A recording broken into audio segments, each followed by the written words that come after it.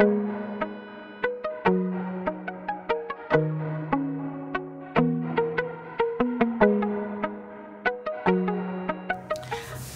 everyone, it's Kudzie Nicolle Mapiye, and today I'm going to be doing a vlog. So on this channel I do videos about my life living here in Australia, and I also share different life lessons that I've learned along the way. In today's video I'm going to be doing a cook with me video, and I'm going to be making some lunch. So it's round about lunchtime at the moment, and I'm going to be making some lunch, and today I'm going to be making sadza and okra. So if you know me, you know okra is one of my favorite dishes. So I decided to just get you guys to cook with me, and I'll take you through the steps that I take to make my okra, and I'll share my okra recipe with you guys. So let's go.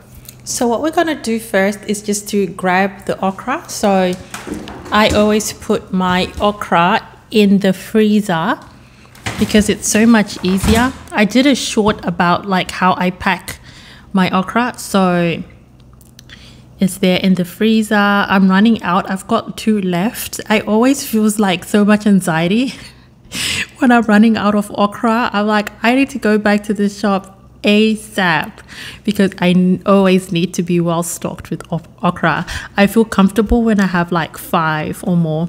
So there's the okra. It's pre-cut, so it's easy to cook. So I'm just gonna take this and we can start the process. And then the next thing that I'm gonna do is actually take some chili. So I'm outside, I'm just gonna grab some chili because I always put chili in my okra. I cannot eat okra without chili. So let's grab some chili, and the chili bush is not looking the best, you'll see, but we'll just get a couple because we don't need very much. So there it is. As you can see, it's looking a bit bare at the moment, but I can still see some chilies. So we're just gonna go and grab a few.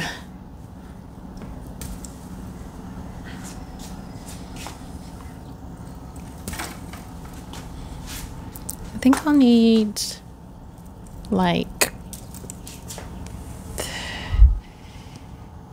that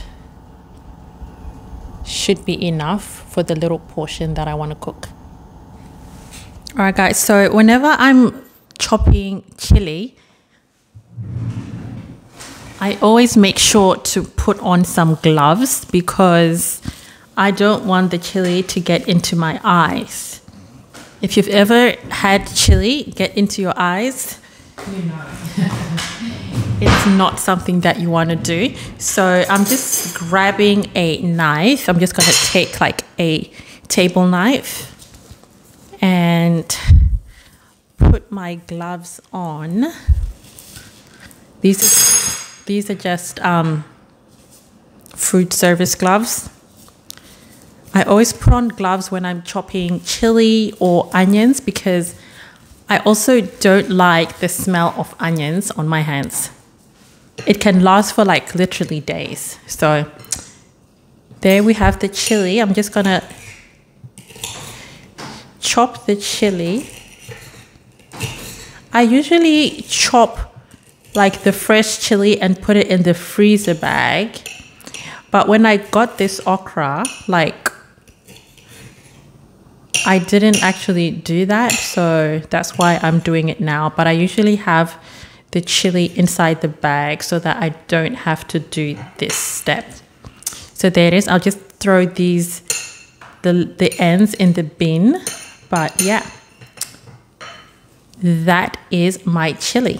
The next ingredient is some tomato. So in my okra, I just have chili, the okra, and some chopped tomato in a can. So for me, I always use like a table knife to do that because of my nails. Just find it a little bit easier. So I just open the can. Oh dear. Look, I've just washed it. I'll just get another one. All right, so I just got another can.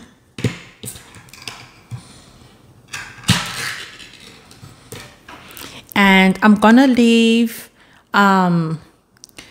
the tomato that I want to use inside the can, and then I'm going to store the rest for later because I don't put a lot of tomato in my okra. So that, don't know if you can see that, but the tomato that's left in here is all I'm going to use. So next I'm going to take some boiling water. I just boiled it in a kettle, and I'm just going to put a little bit of water, like that's going to be enough. You don't need a lot of water at all when you're cooking okra. I'm going to just switch this on. You don't need a lot of water because I don't know why, and because mine is frozen as well, so there's going to be some water from the okra anyway, so you just put as little water as possible, because if you put too much water in the okra, it'll be very watery and it won't look nice. And then next I'm gonna put like bicarb soda, and I think the reason you put this is because like the okra is I don't know, it just makes it like stretchy, like if you put the soda. So I put this much soda for the amount of okra. Actually, I'm gonna put a little bit more. I'm gonna put this much soda.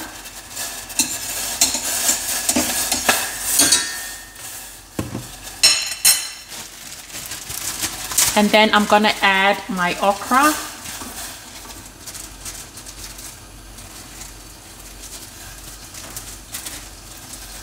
This one's like stuck in there. Just gonna leave it in there.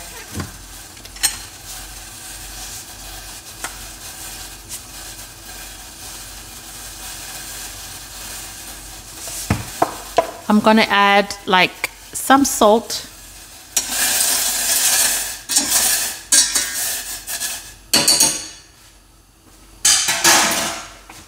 And then I'm gonna pop the tomato in, like the tomato that we left in the can.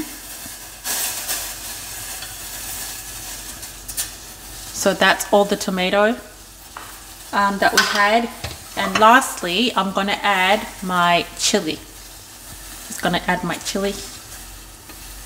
Oops, I think I lost some chili flakes. Okay. So I'm gonna add some chili. And I'm just gonna stir. So with okra, you want to like stir it continuously. I'm just gonna reduce my heat a little bit. So you really want to stir the okra continuously.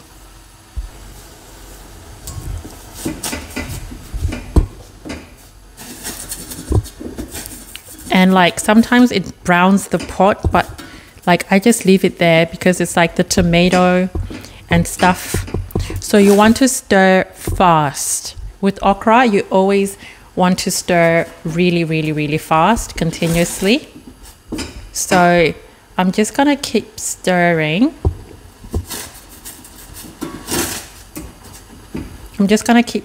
And I'll be right back. So that's the progress of the okra. As you can see, it's bubbling away, and the bicarb soda is what also makes it bubble a lot. So when you add the soda, if you cook okra without soda, it's not gonna bubble like this.